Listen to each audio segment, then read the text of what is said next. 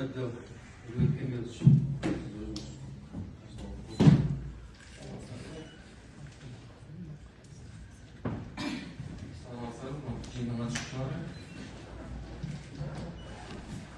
Кыргыз Республикасынын президентinin тескемеси менен тааныштырып уруксат этиңиздер.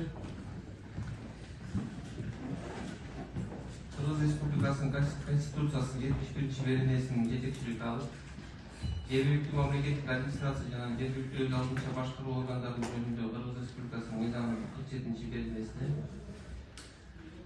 Кыргыз Республикасынын президентинин 23-жылдын 29-декабрындагы номер 370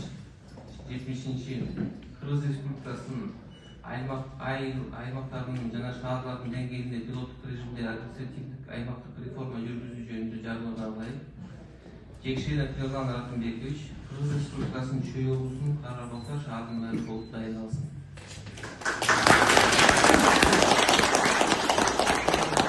Президенти Садыр Нуркожоевич Жапаров, Бишкек шаары 2024-жылдын 3-апрель.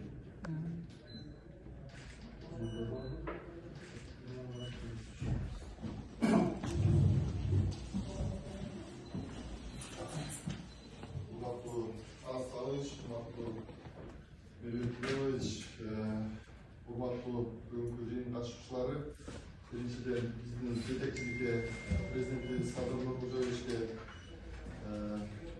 канат сагынычке терең ыраазычылык билдирем. Мага ишеним көргөзүп, ушул Атайдын алкагында мени Тарал шаарынын мэри катары дайындап жаткандыгы үчүн биз ушул командабыз менен, жалпы шаардык кеңештин депутаттары менен ушул шаарыбыздын өнүгүшүнө, элибиздин жакшы жашоосуна болгон күчүбүздү жумшайбыз, күнү түнү иштегенге даярбыз. Чоң рахмат.